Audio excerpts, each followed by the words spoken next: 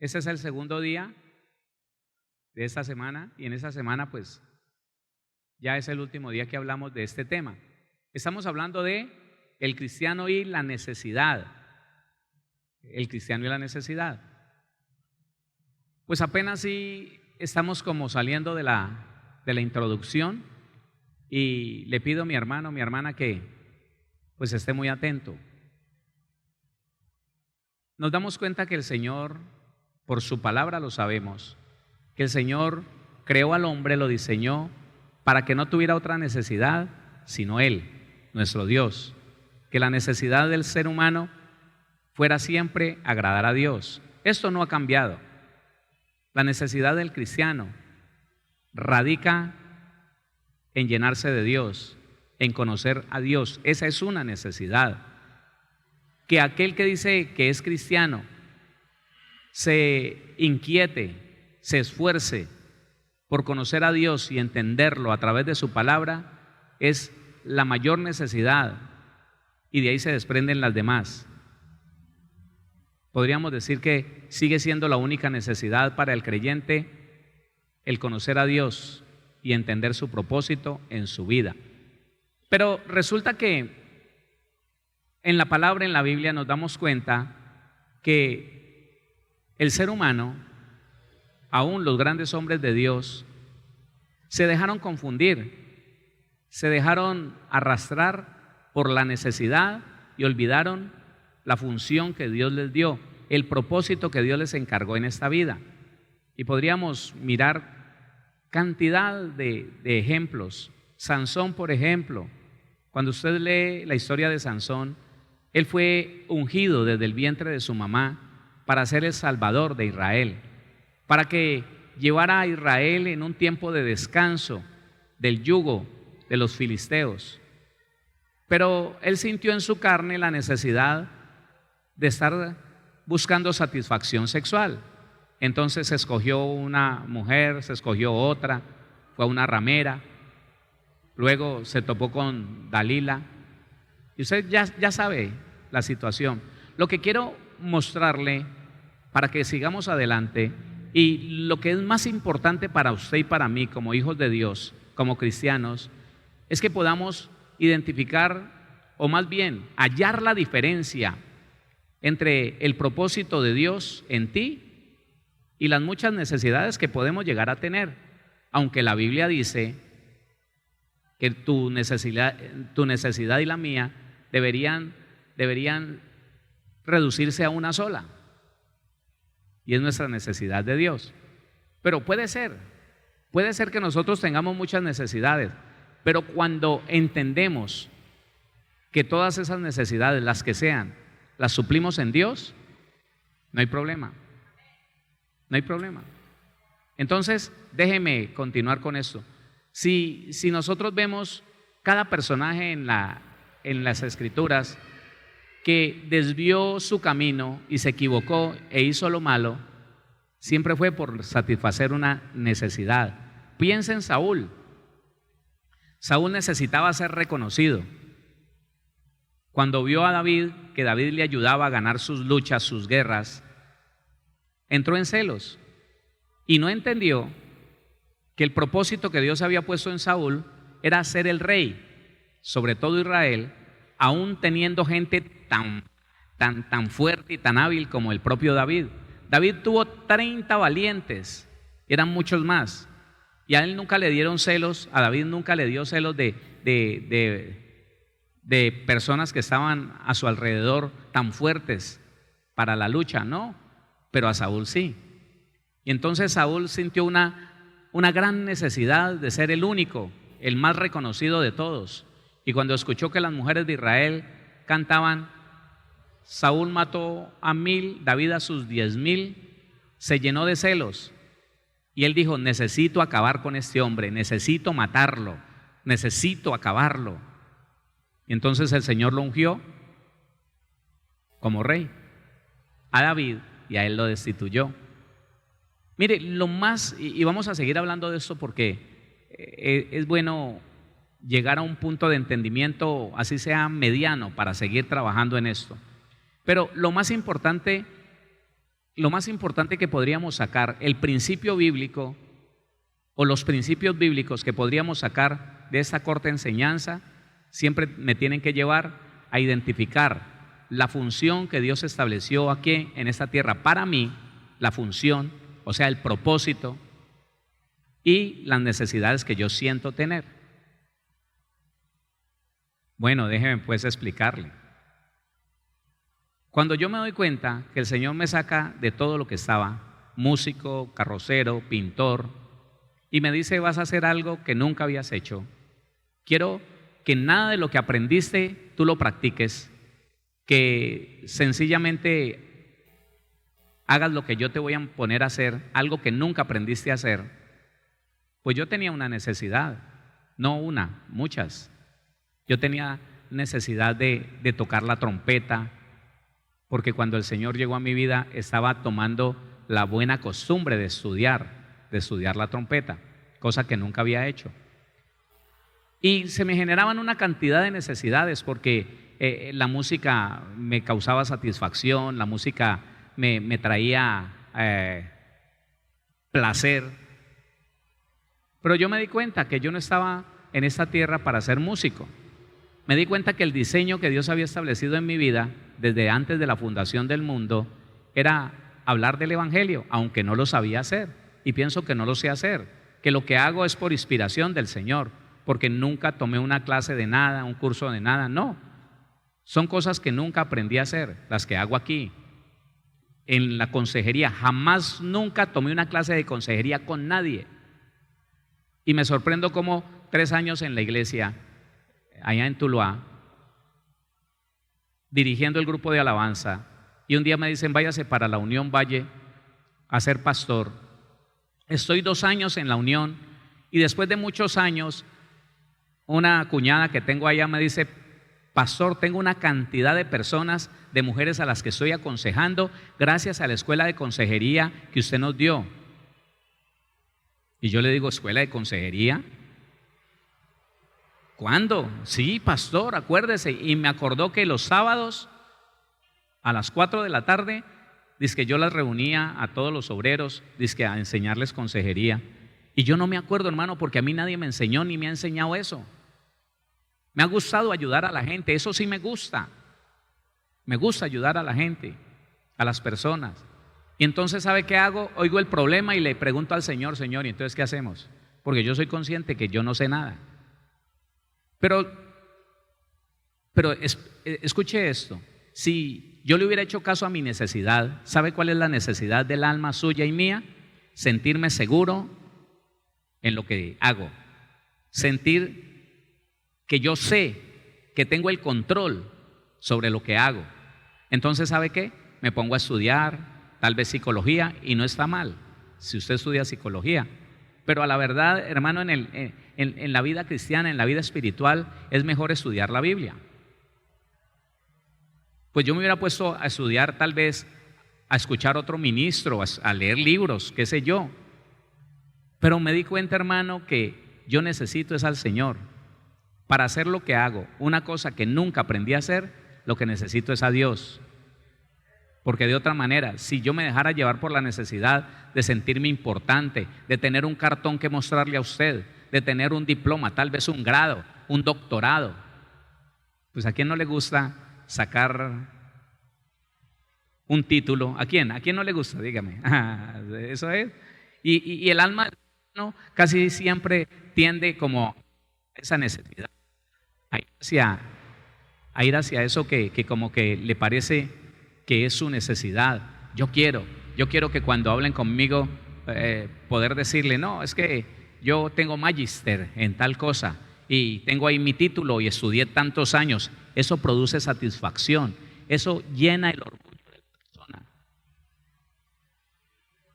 Y a veces, hermano, uno se quiere dejar llevar por esas necesidades. No lo vamos a hacer, escúcheme. Vamos a identificar muy bien para qué Dios me trajo a esta tierra, me permitió conocer su evangelio y cuáles son las necesidades de mi alma. Cuando podemos identificar esas dos cosas, entonces podemos tener la capacidad de decir, o satisfago mi necesidad o simplemente camino en el propósito, en el diseño de Dios. Una de dos. Porque muchos cristianos existen en esta tierra que fracasaron en su intento por ser agradables a Dios, porque no pudieron identificar que lo que estaban haciendo era buscando suplir sus necesidades, no obedeciendo el propósito de Dios. ¿Me está entendiendo hasta aquí? Vamos entonces a la palabra. Dice, vamos a ver esto. El pueblo de Israel tuvo la oportunidad de entender, aunque ellos no lo entendieron, tuvo la oportunidad de entender que nuestro Dios, el Dios de los cielos, el que los sacó de Egipto, era suficiente para suplir todas sus necesidades. Nunca lo entendieron, jamás lo entendieron. Mire, vamos a ir a un salmo, como lo dice el salmista. Pero primero vamos a Nehemías. Nehemías recoge algo, no, David recoge algo de Nehemías y lo plasma en un salmo, pero yo quiero que vamos a Nehemías.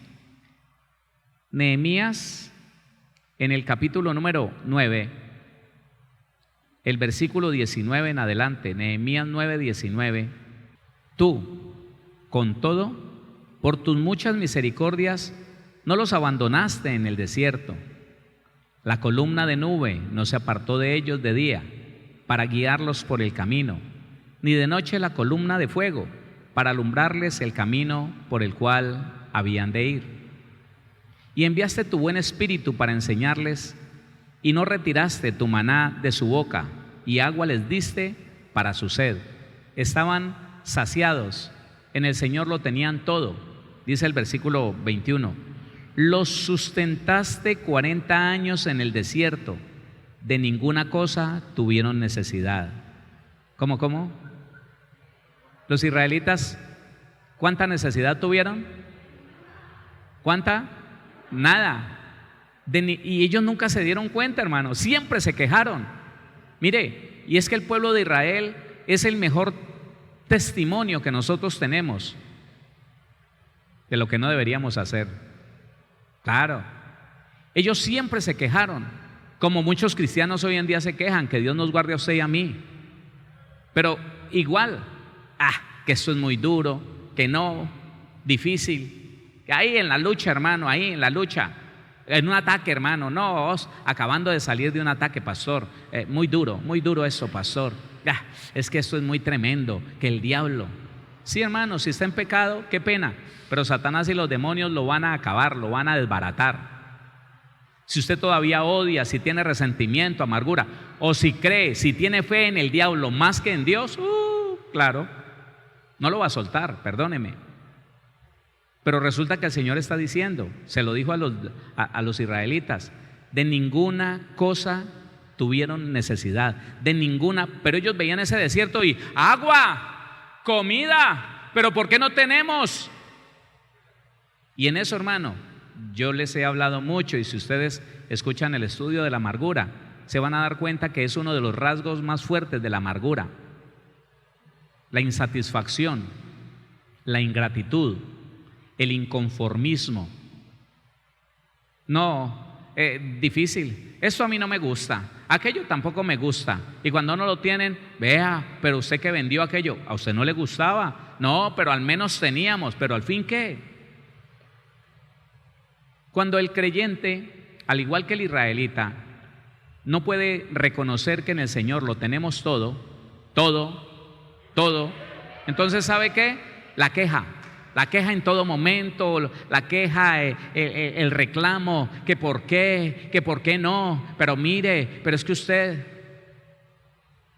a mí me duele tanto, hermano, en verdad me duele escuchar vidas que hace mucho tiempo se metieron en la queja. Pastor, yo oro, yo ayuno, pastor, yo busco del Señor, pero nada me sale, pastor, nada. Es que mire, yo hago esto, yo hago lo otro, yo voy por aquí, yo voy por allá. Mire, pastor, y nada. y se me cayó aquello y se me cayó lo otro y fracasó esto. Pastor, terminan diciendo, ¿sabe qué?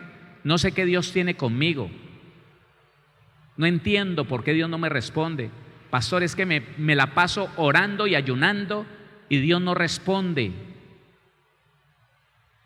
Ese reclamo, hermano. Porque estás pidiendo para tus deleites, estás pidiendo para tus necesidades, no estás pidiendo para cumplir el propósito de Dios en esta tierra. ¿Sabe cuál fue la victoria y el éxito de Salomón? Que él no pidió según sus necesidades. Las necesidades de cualquier rey era ser superior sobre sus enemigos, poderoso en toda la región, tener grandes riquezas, tener las más grandes armas y el mejor ejército. Y cuando el Señor le pregunta a Salomón, dime qué quieres que te dé. En otras palabras, Salomón le dijo, dame lo necesario para cumplir el propósito que tú pusiste sobre mí, de guiar a todo tu pueblo, de mostrarle el camino a todo tu pueblo. Tu pueblo es muy grande y si no me das sabiduría, ¿qué voy a hacer yo? Mire, le digo algo.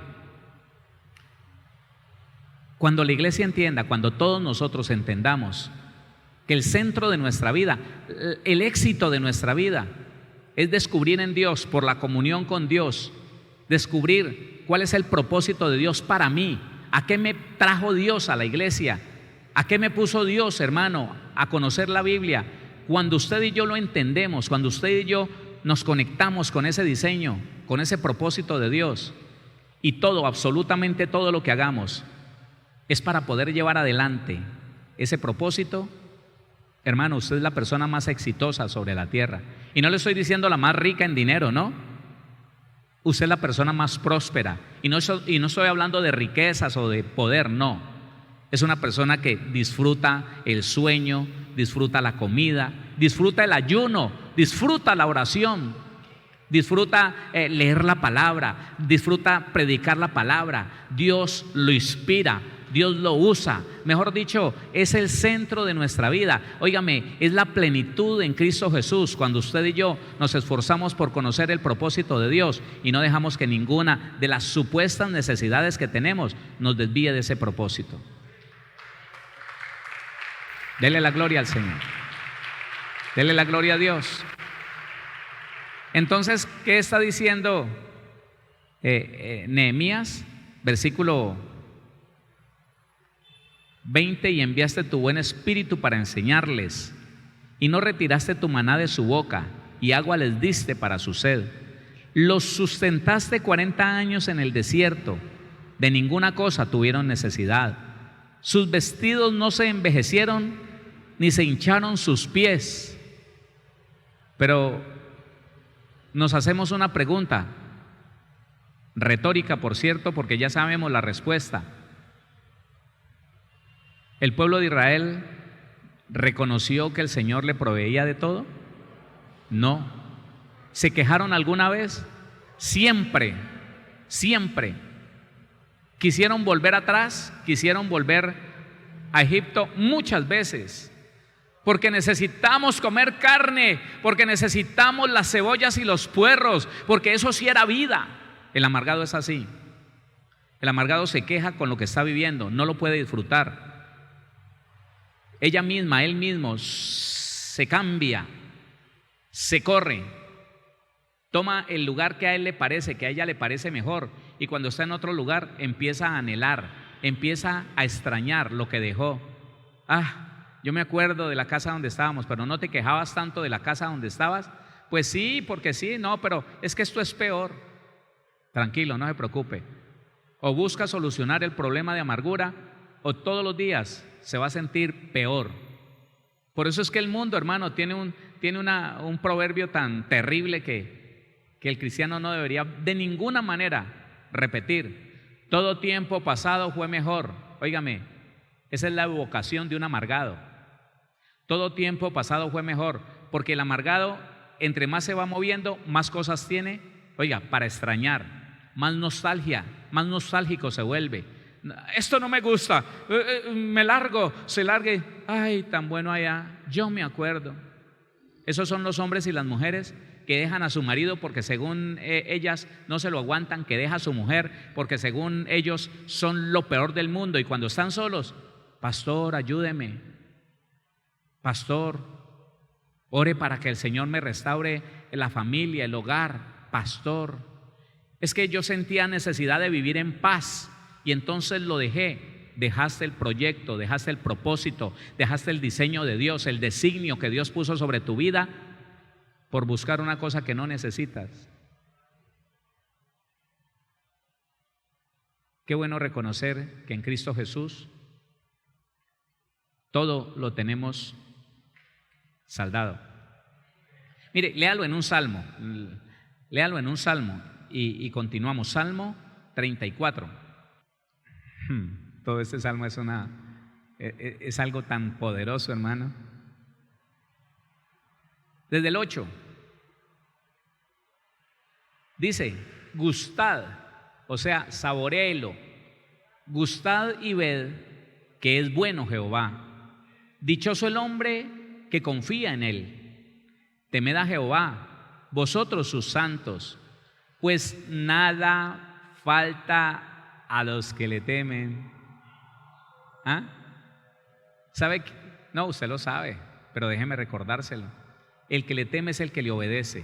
El que le teme es el que siempre está buscándolo a Él como única salida a sus problemas, como única opción a su necesidad, como única opción a su vida.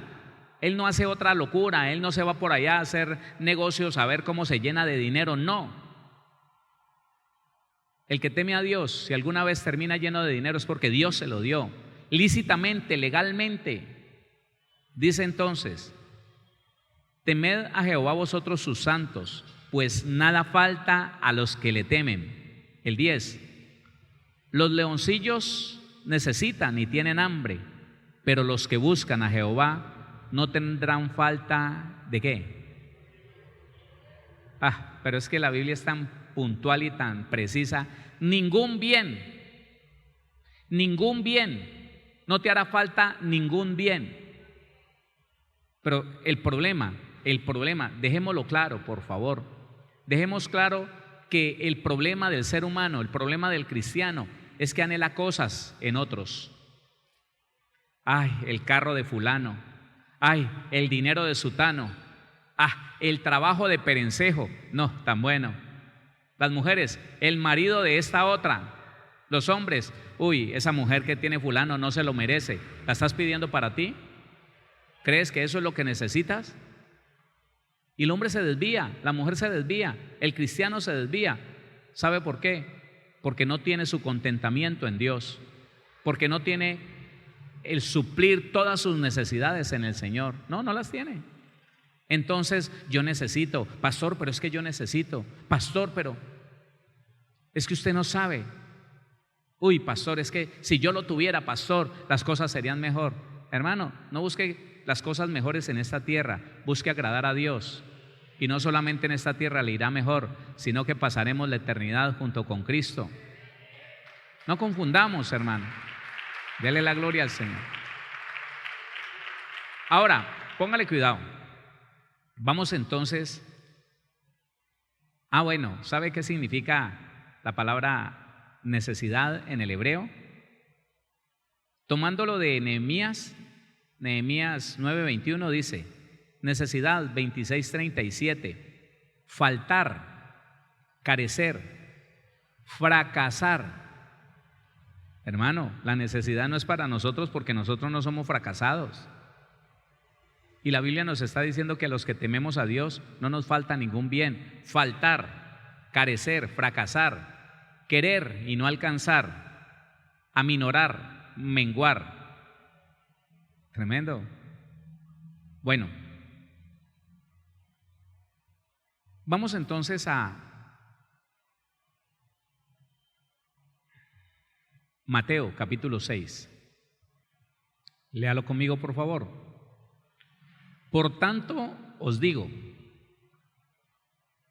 no os afanéis por vuestra vida. ¿Sabe lo que es el afán? El el querer las cosas ya, el afán, el adelantarse a los sucesos.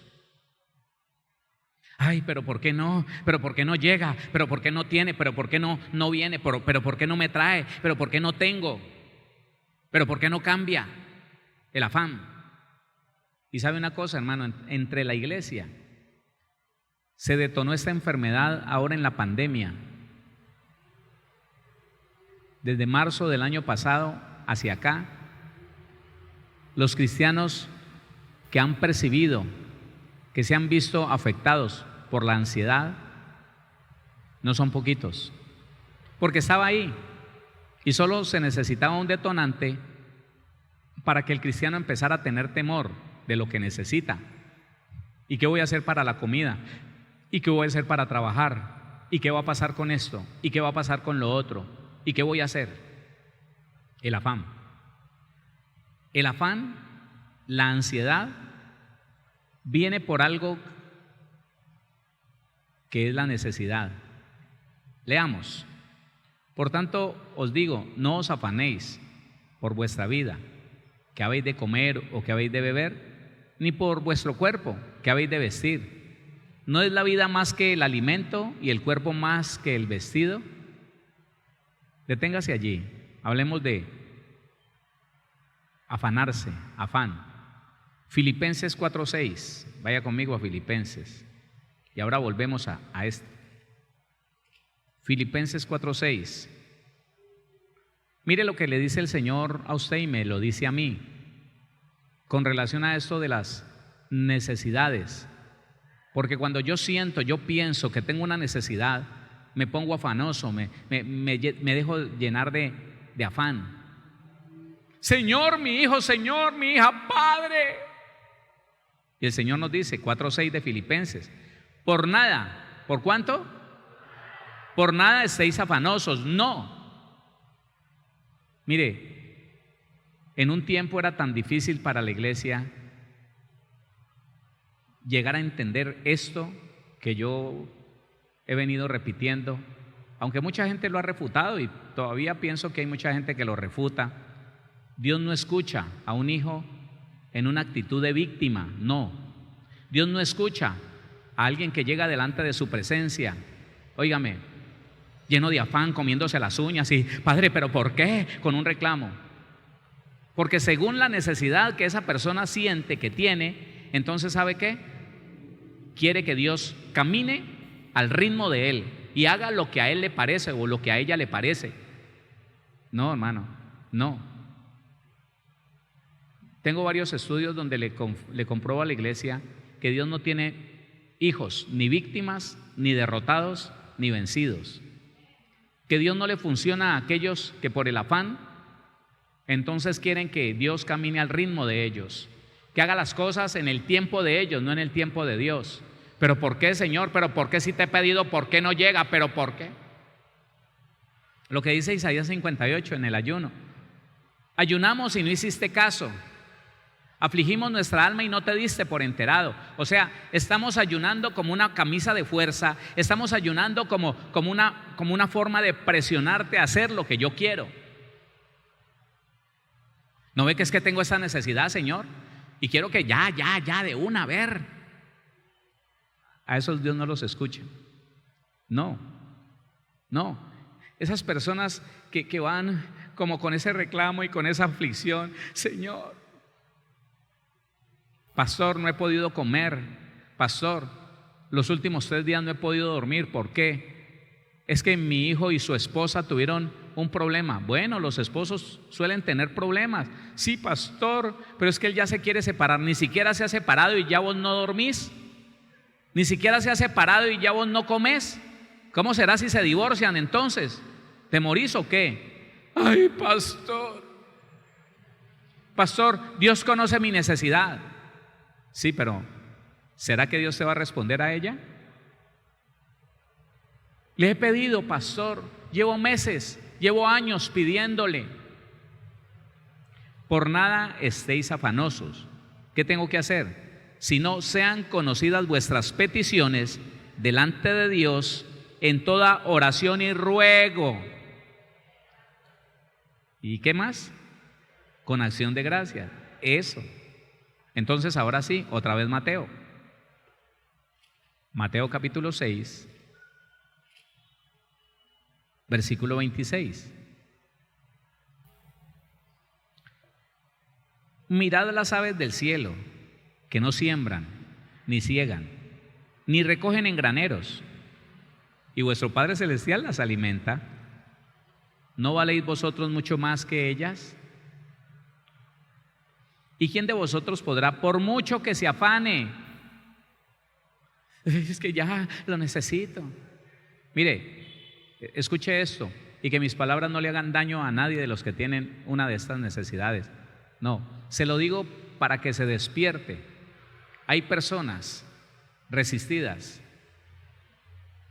exigiéndole a Dios que cambie su situación, cualquiera que sea, que cambie su esposa, que cambie su esposo, que cambie al patrón, que lo cambie de trabajo, pero en una actitud que en vez de buscar que Dios le enseñe para él aprender y cambiar lo que tenga que cambiar él o ella, lo que están haciendo es exigirle a Dios que Dios obre según la necesidad que él cree tener.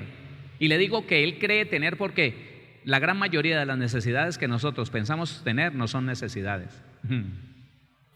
Y no voy a alcanzar a hablar de esto, pero le voy a pedir permiso al Señor para hablar lo más pronto posible para que continuemos esto. Se lo voy a repetir, póngale cuidado. Hay cosas engañosas dentro del ser humano. Así como la gran mayoría de las cosas que usted cree que son un defecto en su esposo o en su esposa, y no son defectos, son necesidades no suplidas. Eso es. Asimismo, muchas de las necesidades que usted y yo creemos tener no son necesidades. No. Son caprichos del alma, afectaciones del alma que me llevan a creer que, sí, le conté el martes, le conté a esta señora, hermano, yo no la volví a ver.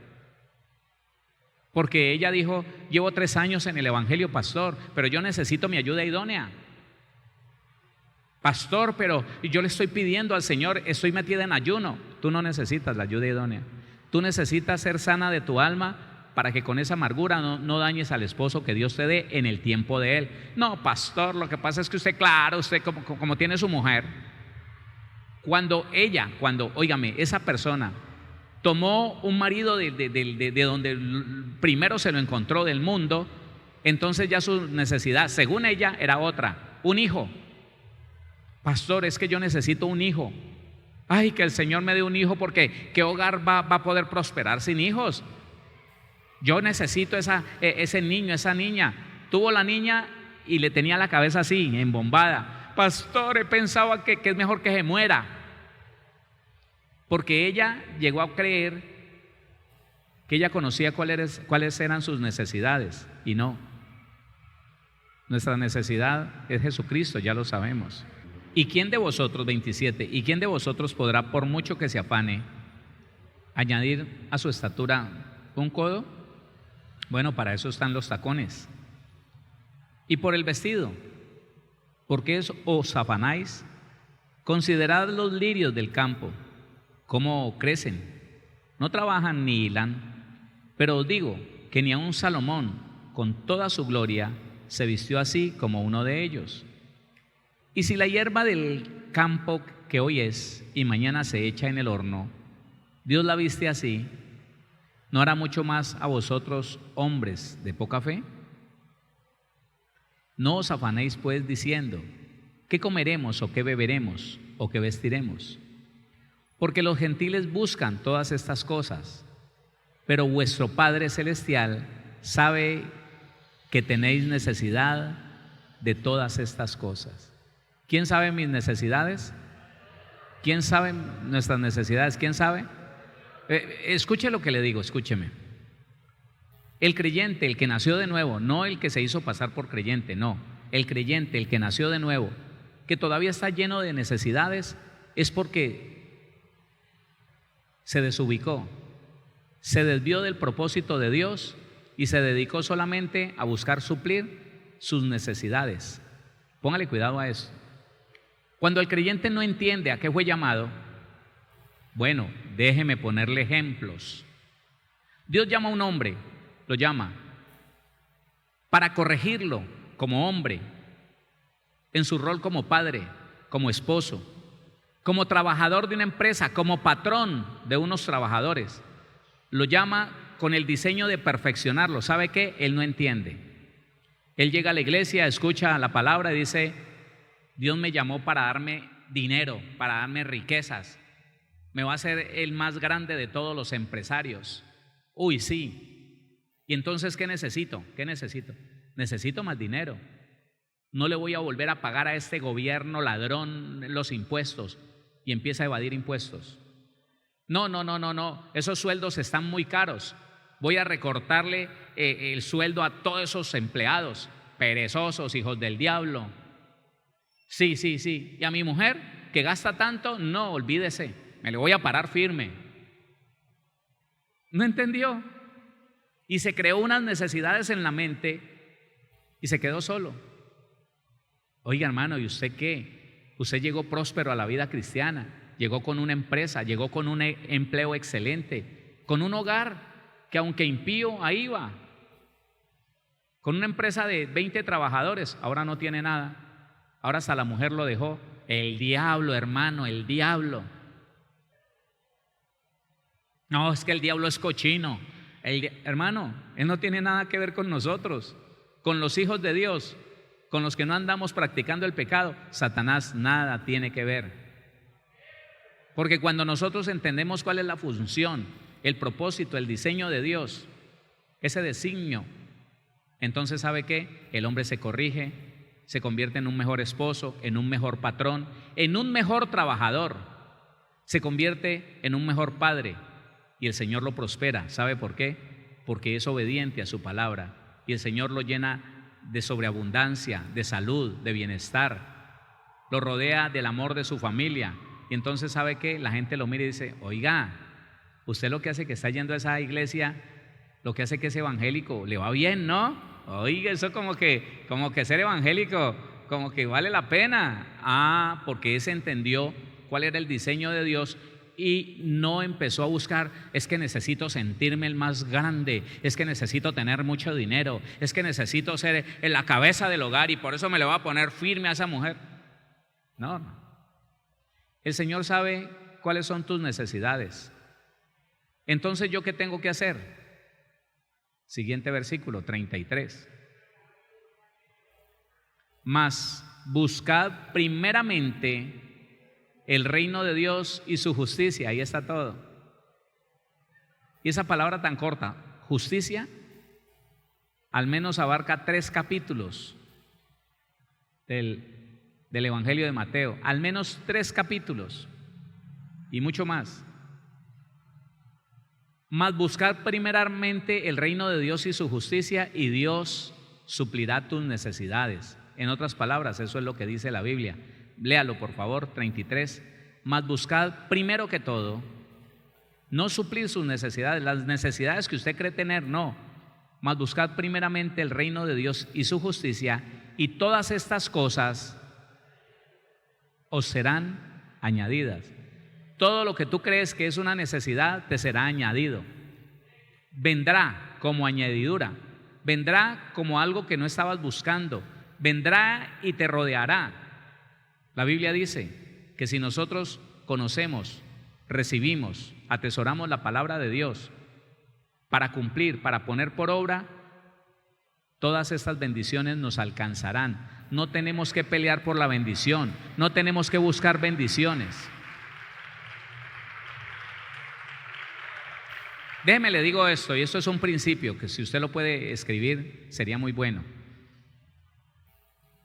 Cuando yo me dedico a conocer la Biblia, a conocer los mandamientos de justicia, los mandamientos muy pequeños, y me determino a obedecer uno por uno esos mandamientos, y hago el ejercicio de escribirlos, de recordarlos, de reemplazarlos por aquellas cosas que nosotros habíamos aprendido de nuestros padres o de la religión tradicional, y usted se preocupa solo por eso, por ser obediente, por hacer la voluntad de Dios, usted no se da cuenta. Óigame, y como añadidura le llega la sobreabundancia, la protección de Dios, el gozo, la paz. Porque todo está en esto. Señor, ¿para qué me pusiste aquí en esta tierra? Señor, ¿cuál es el diseño que tú estableciste para que yo viva? ¿Cuál es la función que yo debo de cumplir en esta tierra? Usted se preocupa por eso y el resto viene solo. Y te alcanzarán, esas bendiciones caerán sobre ti si oyeres la voz de Jehová tu Dios para poner por obra. Dele la gloria a Dios. Dele la gloria al Señor. Hay algunas necesidades en el cristiano que Dios mismo las puso, pero eso las veremos en otro tiempo. Amén. Oremos. Que no se nos olvide eso, iglesia. Le voy a pedir al Señor que no se me olvide. Yo no puedo dejar de lado mi propósito, mi diseño, por irme detrás de algo que yo creo que es una necesidad. Muchos cristianos están endeudados hasta los ojos porque creyeron que su necesidad era tener un carro caro, un carro costoso, y hoy no pueden cumplir la función que Dios les puso. El propósito de Dios no lo pueden llevar a cabo por estar trabajando y trabajando, esforzándose para poder pagar ese carro caro, porque él pensó que era su necesidad. Hay personas, hay cristianos que no pueden ni siquiera congregarse. ¿Sabe por qué? Porque pensaron que su necesidad era una casa lujosa, costosa, y para poder pagar esa casa lujosa, costosa, tienen que trabajar más de 12 horas. No pueden congregarse, están vacíos de Dios, y su necesidad los apartó del propósito, de la voluntad de Dios. Que Dios nos guarde a usted y a mí y nos guíe a no apartarnos de ese propósito.